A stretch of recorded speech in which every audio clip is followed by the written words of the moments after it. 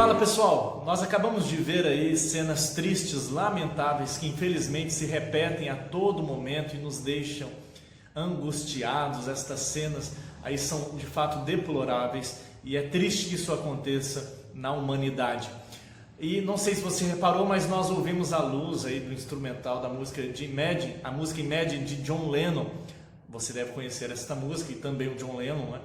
E não sei se você conhece a tradução, mas esta música fala deste espírito, né, deste sentimento, desta angústia no coração ao observar estas coisas, mas é uma música também que traz uma esperança bem humanista, uma esperança no homem. Quem sabe se nós nos juntarmos, quem sabe se você se tocar e nós buscarmos o mesmo propósito, quem sabe, ai que bom, imagine se não houvesse inferno, se existisse apenas céu acima de nós, se os homens não vivessem em guerra.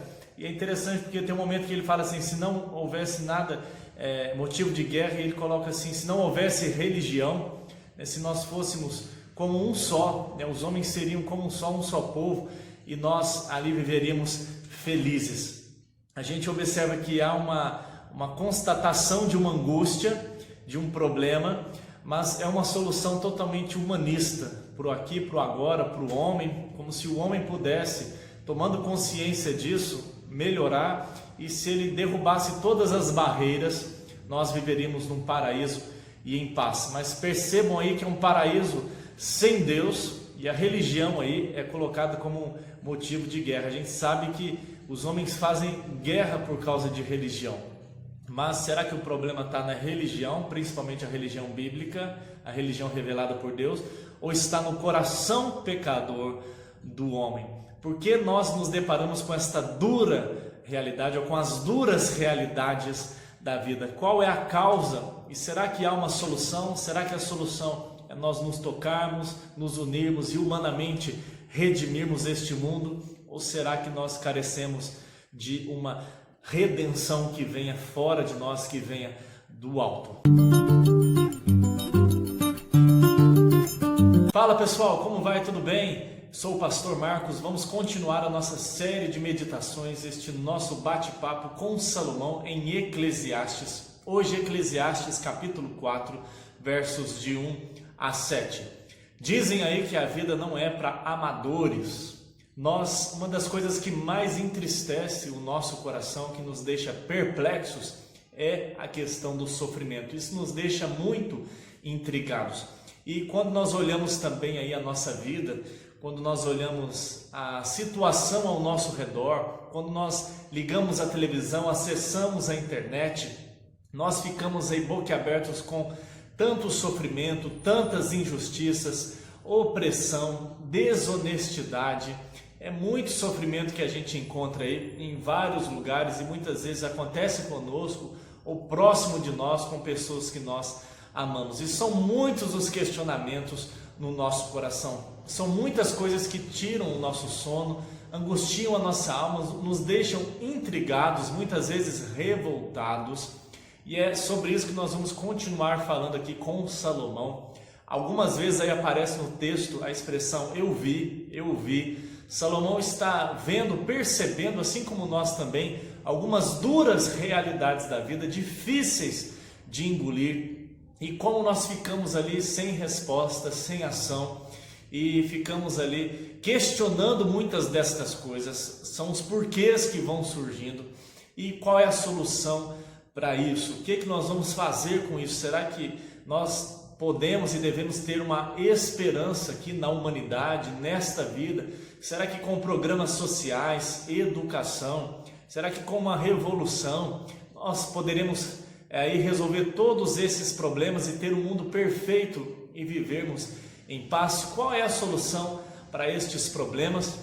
E nós percebemos aí que muitas vezes é do próprio ser humano contra o próprio ser humano. Além dos sofrimentos que nos advêm, talvez por catástrofes, por vírus, por doenças, pelo envelhecimento, pela morte, mas a maior causa que nós temos de sofrimento, na verdade, vem do próprio homem, infelizmente. Vamos ver com Salomão hoje, então, sobre as duras realidades da vida. As duras realidades da vida. Todo o nosso papo aqui tem um pouco de descontração, mas são assuntos extremamente sérios. Salomão está lidando com duras realidades da vida o tempo todo, com duros questionamentos, com questões importantíssimas, nós poderíamos chamar das questões últimas da vida, mas hoje de fato o papo continua sendo bem sério aí com Salomão. Mas vamos lá, porque são questões que dizem respeito a mim e a você, ao nosso dia a dia, à nossa vida prática. Então vamos lá com a graça do nosso Deus. Esse é o nosso A Vida Além do Sol. Deus nos abençoe. Bom, primeiramente Salomão aí faz uma triste constatação. Ele viu três coisas aí, ele viu opressão, lágrimas e violência. Ao observar o mundo, ao observar a realidade criada, ao observar o relacionamento humano, como as pessoas vivem os seus relacionamentos em família e em sociedade, Salomão observou aí estas coisas: opressão, lágrimas e violência.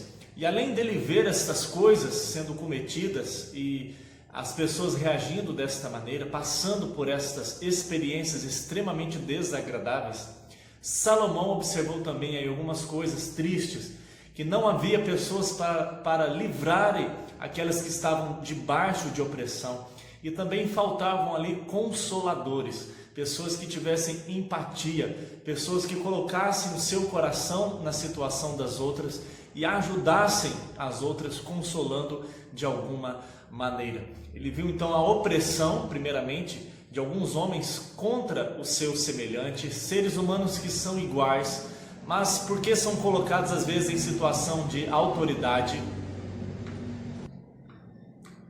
ou porque às vezes possuem algum dinheiro, ou porque se julgam melhores por causa de raça, por causa de etnia, ou de alguma outra situação, elas acabam oprimindo as outras pessoas, os seus semelhantes, pois todos nós fomos criados à imagem e semelhança de Deus, e nisto está a dignidade do homem. Todo homem é imagem e semelhança de Deus, mesmo que o pecado tenha corrompido esta imagem e semelhança, o homem não deixou de ser imagem e semelhança de Deus. É a mesma coisa de você sujar um espelho, ele não vai deixar de ser um espelho, mas será um espelho sujo, não é?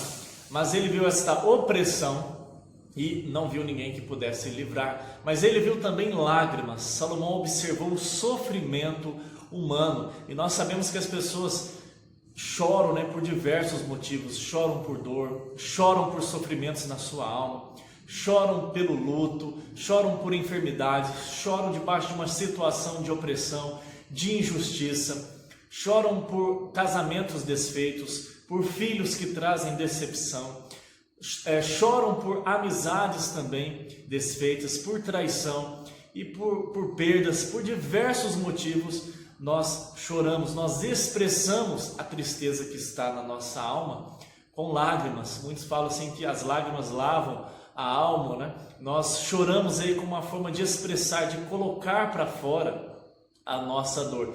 E chorar até certo ponto é saudável. O problema é quando começa a vir algo crônico, né? Nós perdemos o controle. Mas a Bíblia diz que há tempo de chorar, e nós devemos chorar com os que choram, e tempo de rir. Choro é algo bom até no nosso organismo, mas tudo deve ter equilíbrio. Mas é fato que o choro é uma espécie de um gemido nosso de viver nesse mundo caído. E nós sabemos que até o próprio Senhor Jesus Cristo, mesmo sem pecado, ele chorou como nós choramos, por exemplo, quando ele percebe ali que Lázaro havia morrido, o seu amigo a quem ele amava. Mesmo sendo Deus e sabendo de tudo isso, pesou no seu coração ver as duras realidades e sentir na pele as duras realidades do mundo caído. Mas Salomão também viu aí violência, de como o homem é violento contra o seu próximo. Não só violência física, literal, né, de pegar aí, dar um soco, um tapa, de aí agredir alguém fisicamente, mas a violência verbal, a violência psicológica, emocional, de como o homem usa de violência contra o seu próximo, e muitas vezes com pessoas que estão bem próximas mesmo da sua própria família, do seu círculo mais íntimo de relacionamento. Então Salomão observa estas coisas, essa triste constatação de violência, de opressão e de lágrimas, homens causando males uns aos outros, e há poucos ou nenhum consolador, né? Não há quem console, não há quem livre. Olha como a Bíblia é mais atual do que o jornal de amanhã, não é? O mundo não mudou, o ser humano não mudou, apenas nós temos mais tecnologia, mais conforto, e o avanço aí no conhecimento apenas mostra como a sociedade atual talvez seja até muito pior do que as sociedades passadas, porque de fato o temor do Senhor é o princípio da sabedoria. A gente pode até ter mais conhecimento, mas nos falta ainda sabedoria. Mas olha como o ser humano continua sendo o mesmo, as coisas não mudaram, infelizmente. Em segundo lugar, Salomão vai fazer aí para nós uma pesada conclusão, uma triste conclusão. Ele vai trazer aí duas máximas, não é? A primeira é que feliz é quem já não nasceu, ou feliz é quem já morreu, ou seja, quem não existe neste mundo. Ele tem aí por mais feliz ao olhar estas coisas e ao encará-las de fato, porque muitas vezes nós fingimos que não é conosco, né? A gente troca de canal, ou a gente desvia o assunto, ou a gente fala, eu tenho que cuidar das minhas coisas, eu estou muito ocupado.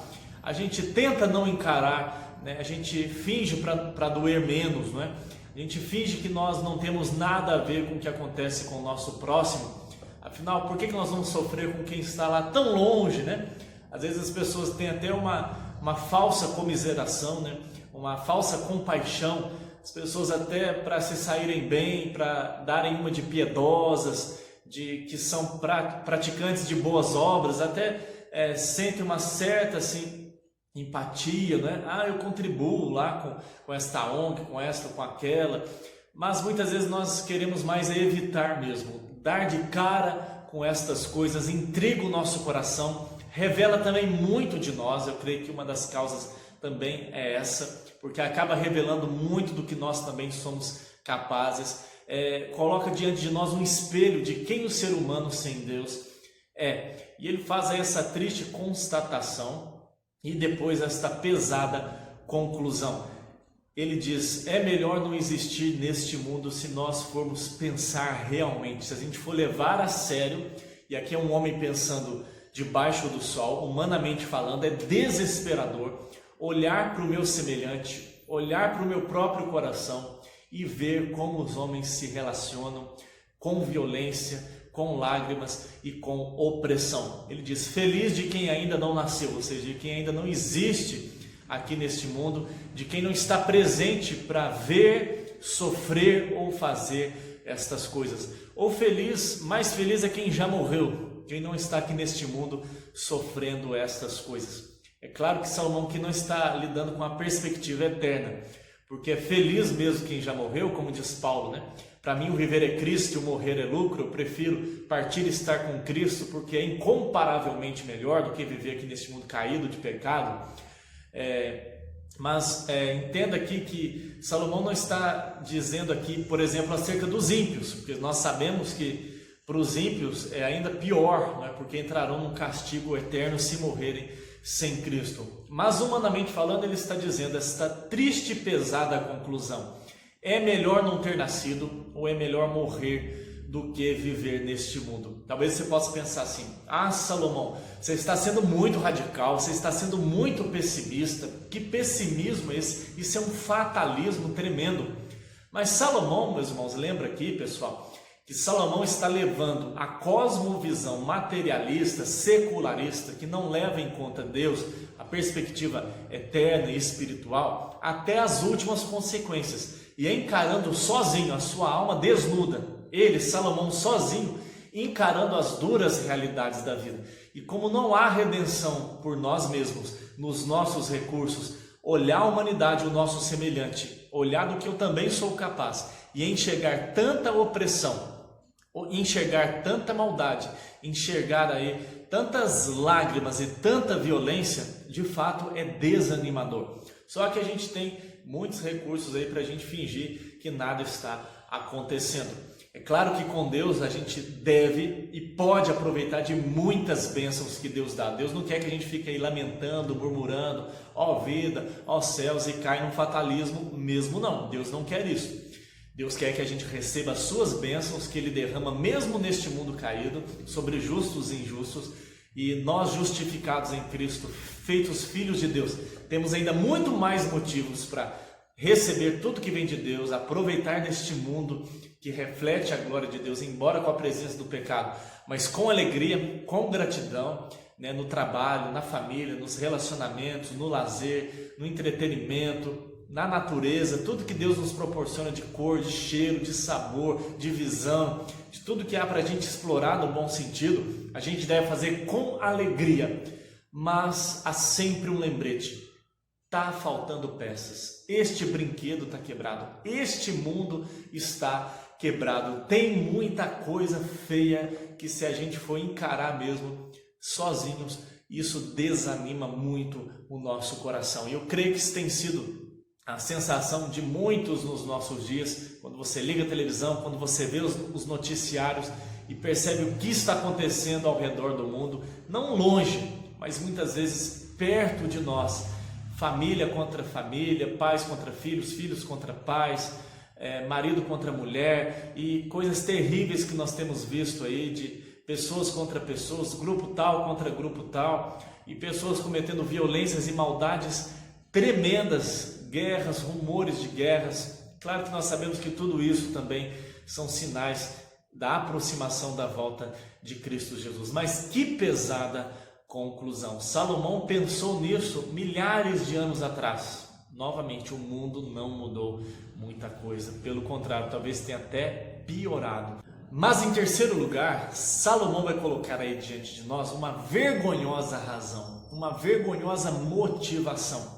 O que está por trás de tudo isso? Uma das principais coisas é a inveja, é a cobiça, é o que Salomão coloca aí diante de nós. Em termos gerais, humanamente falando, a regra neste mundo caído, é o que Salomão coloca aí diante de nós, é que a causa do homem trabalhar, uma das maiores motivações para o homem trabalhar e obter bens, riquezas, o retorno do seu trabalho, é a inveja que o homem tem do seu próximo. Salomão está dizendo: muito daquilo que nós fazemos vem da inveja. Ah, mas eu não sou uma pessoa invejosa não, eu me contento com tantas coisas, sou uma pessoa tranquila, só quero fazer a minha vida. Vamos colocar o nosso coração, gente, diante da palavra de Deus, pedir ao Espírito Santo que nos dê entendimento, nos dê discernimento e sabedoria, para que o Espírito nos convença do pecado, da justiça e do juízo. Tiago vai dizer que a Bíblia é o espelho da nossa alma. Assim como você olha no espelho para reparar suas feiuras e ser o mais harmônico possível, a palavra de Deus é o espelho da nossa alma que revela toda a nossa feiura. E a Bíblia aqui está dizendo, através de Salomão, que as atividades do homem, de maneira geral, têm como motivação do homem caído no seu estado de pecado a inveja contra o seu próximo. Não é que é errado, que seja pecado você trabalhar, você ter sonhos, ter planos, ter metas. Não é que é errado você ganhar dinheiro. A Bíblia diz que riquezas e glórias vêm de ti. Não é pecado ser rico, também não é pecado ser pobre. Ninguém é pobre porque está sendo castigado por Deus. Isso depende da vida de cada um, do que cada um se dedique e também da graça e da vontade de Deus. Deus é quem é soberano sobre todas estas coisas. O problema não é o dinheiro, é o amor ao dinheiro, é a avareza. É muito possível um pobre, humilde, no sentido financeiro, ser extremamente orgulhoso, cobiçoso e avarento, e termos ricos também, extremamente piedosos, generosos. Termos ricos também, extremamente generosos, piedosos e tementes a Deus. Mas Salomão aqui está dizendo que, de maneira geral, a motivação do homem é a inveja no nosso coração. Mas Salomão está dizendo que, de maneira geral, a motivação é a inveja. Nós queremos ter o que o outro tem. Nós não contentamos com aquilo que nós temos, com aquilo que Deus nos dá. Não é que a gente não possa almejar ter algo, não é que a gente possa, eu vi aquilo, é legal, acho que eu também quero. Mas a linha é muito fina e a gente tem que sondar sempre o nosso coração para que a gente não viva nessa idolatria de coisas materiais, nessa cobiça, nessa avareza, e não definamos a nós mesmos, ficou estranho isso, né? E que a gente não se defina e não defina a felicidade e sentido da vida por meio de coisas materiais. A nossa felicidade, a nossa satisfação plena não pode estar nessas coisas. Essas coisas são bênção de Deus para o nosso uso e deleite, mas não podem ser a razão da nossa vida, senão a nossa vida vai ser pequena demais. Essas coisas vão nos escravizar, vão nos reduzir, vão nos viciar, não é? Vício não é só droga, maconha e por aí vai, não. Pode ser qualquer outra coisa que nos controla e nos domina e define a nossa felicidade e satisfação. A nossa satisfação do nosso coração tem que ser viver para a glória de Deus. Mas a linha é muito fina para a gente fazer as coisas por causa de cobiça. E a cobiça não nos leva simplesmente a esta inveja de comparação. Se o outro tem, eu quero ter porque eu não posso ser menor do que ele, eu ainda quero ter mais do que ele porque também não pode ser igual. Isso que é a avareza. A avareza não é só ter o bastante para a minha vida e para eu viver de maneira regalada. Eu sempre quero ter mais e ter mais do que todo mundo. Esse é o pecado da avareza, que está aí envolvido com poder, com domínio, com a soberba, com a supervalorização do ego, né, do eu, para cima das outras pessoas. Eu não posso ser muito menos igual, de baixo, né? Não posso de forma alguma estar abaixo de ninguém. Igual também não é um lugar bom para se estar. Eu sempre quero estar mais acima. Por isso que o avarento nunca se satisfaz, porque quando ele conquista algo, aquilo não satisfaz e ele quer mais. E por causa da inveja as pessoas brigam, as pessoas não perdoam, as pessoas terminam relacionamentos, ficam emburradas, falam besteiras umas para as outras, mentem, enganam, roubam, trapaceiam. As pessoas, como a gente vê aí, não só longe, né, mas perto de nós também, mas nação contra nação, negócio contra negócio, um engolindo o outro, um querendo destruir o outro, e matam, e prejudicam, passam por cima de quem foi, até de Deus, para conseguir aquilo que querem. Esta triste motivação que causa aí opressão, causa também lágrimas e violência. Que vergonhosa motivação! E nós devemos aí olhar primeiramente para nós mesmos, para nossa maneira de agir. Mas, em último lugar, Salomão não nos deixa sem esperança. Beleza, Salomão, eu entendi tudo isso, eu compreendi, é o que eu também vejo. Afinal, qual de nós não vê aí todos os dias opressão, lágrima, violência? Qual de nós também muitas vezes não pensa isso? Eu não deveria ter nascido. Às vezes você já falou isso para sua mãe, né? Eu vou fugir de casa. Eu não pedi para nascer. Eu quero morrer. E muitas pessoas chegam mesmo a tirar a sua própria vida diante dos sofrimentos. E às vezes a gente observa isso também, a ganância, a cobiça, a inveja uns dos outros, né? Mas qual é uma correta solução? Salomão não nos deixa sem esperança. Nos versos finais aí, observe que Salomão traz um equilíbrio. Ele fala que é importante trabalhar, porque o tolo cruza os braços, né? E não faz nada, espera que o pão caia do céu, e aí é a sua ruína, ele se definha, né? Mas é importante também aí, Salomão coloca diante de nós o fruto do nosso trabalho. É uma bênção também trabalhar. Salomão traz aí este equilíbrio. Então a gente vê aqui uma solução já que Salomão aponta para nós. E a Bíblia também toda, né, traz uma resposta para nós nesse sentido. Primeiramente é que nós não podemos ter uma utopia, sermos românticos demais nesse sentido, de pensarmos que educação, uma revolução, um sistema político, um novo governo, educação já falei, né, e por aí vai, que algo que vem do ser humano vá resolver essa situação. Não estou sendo pessimista e nem querendo que as coisas continuem do jeito que estão, nem cruzar os braços para isso. Mas a gente precisa ser realista e termos pé no chão. Salomão falou isso há milhares de anos atrás e as coisas a gente vê que parece que até pioraram.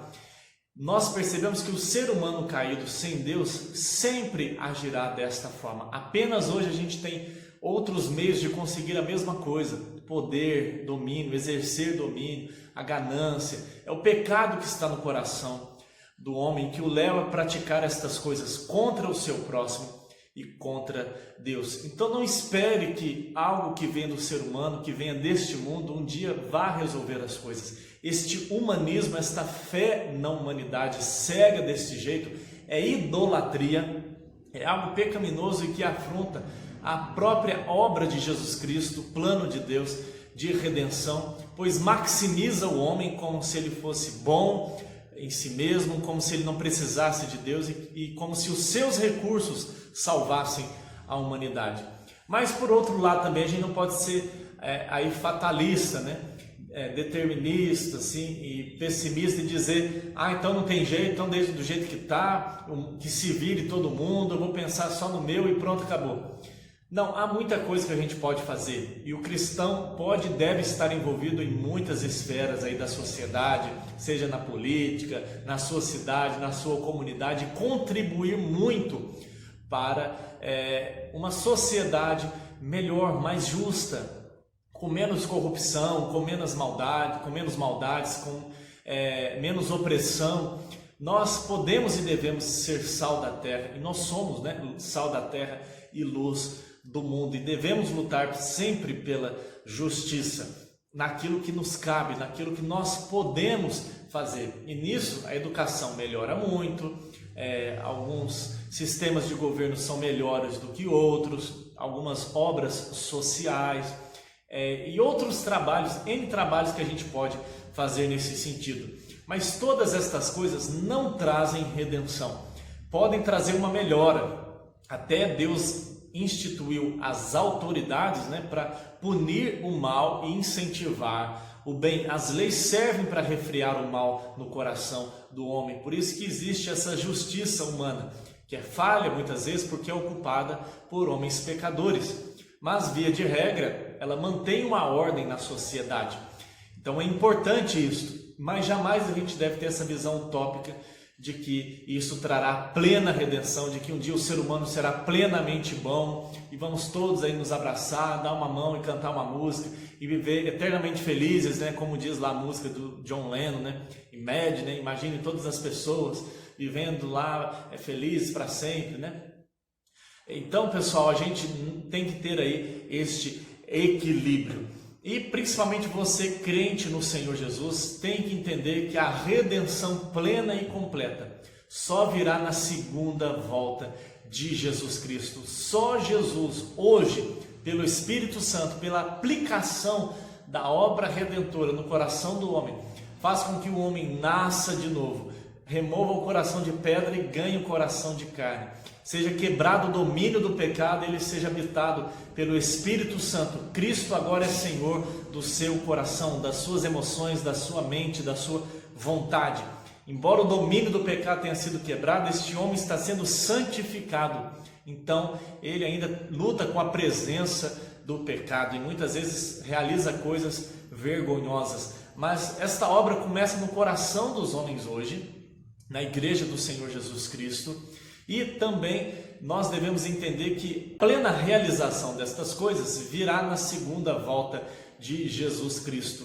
Lá sim ele trará novos céus e nova terra. Lá o pecado será de fato extinto aqui desta existência.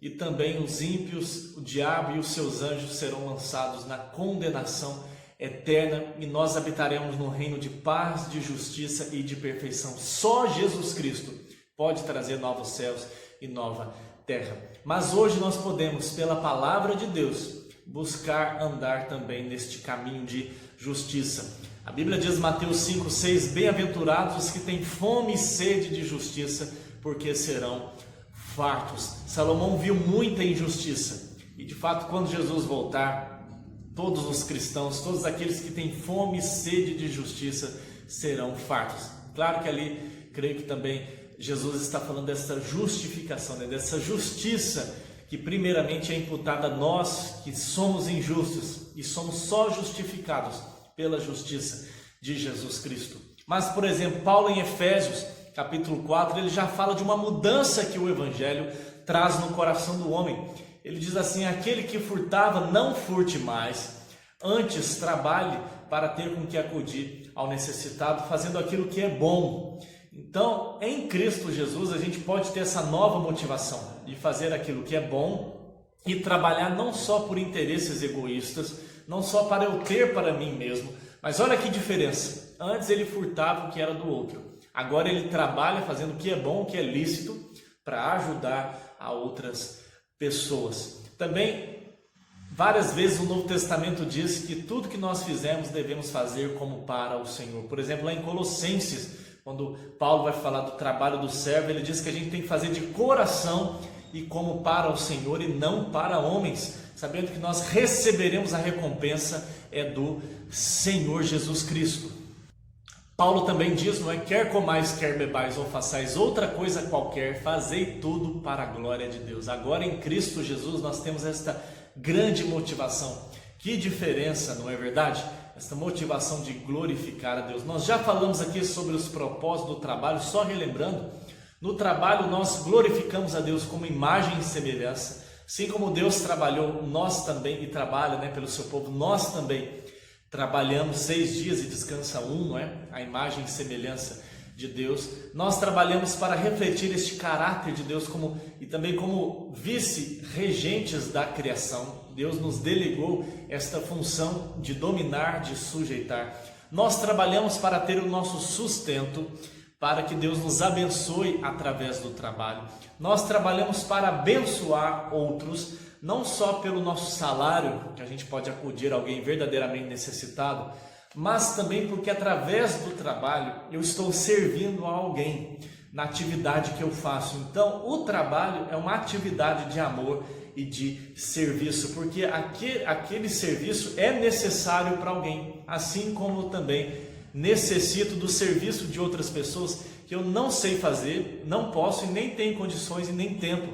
A Deus cada um deu uma função, um chamado e um dom. E eu também trabalho para poder contribuir na obra do Senhor Deus, para investir no reino de Deus. Então, em Cristo Jesus, a palavra de Deus nos traz esta esperança, nos traz esta visão equilibrada, acalma o nosso coração.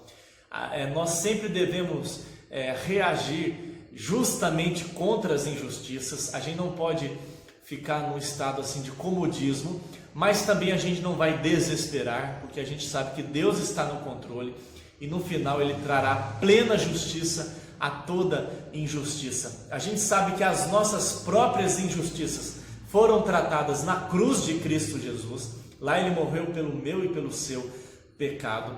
E também vimos aqui hoje que Jesus nos traz uma nova motivação para as nossas atividades. E a palavra de Deus diz, não cobiçarás.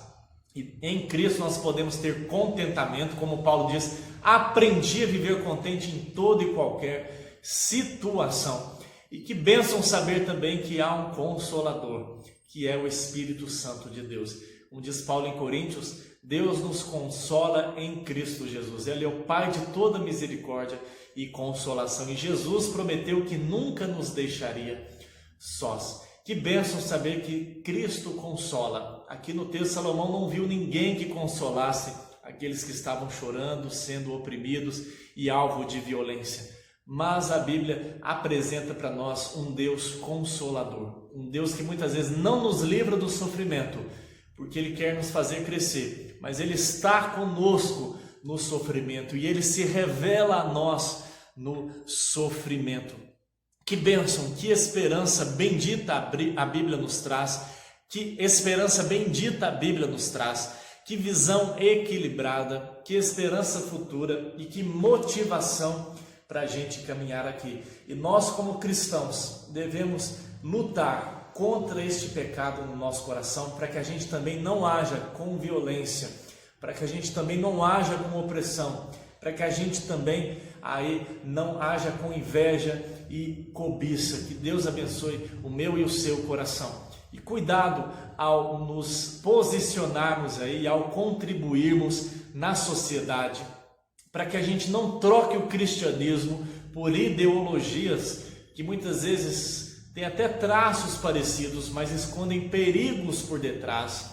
Ok? Então cuidado para a gente não querer ser salvador do mundo e achar que uma ideologia vai salvar o mundo e confundir o cristianismo com ideologias humanas. Vamos ter pé no chão, pé na palavra de Deus e bastante equilíbrio, ser sal da terra e luz do mundo, e que Deus nos abençoe para que a gente encare estas duras realidades da vida à luz do Evangelho de Jesus Cristo. Um abraço, que Deus abençoe e até o nosso próximo bate-papo com Salomão. Valeu!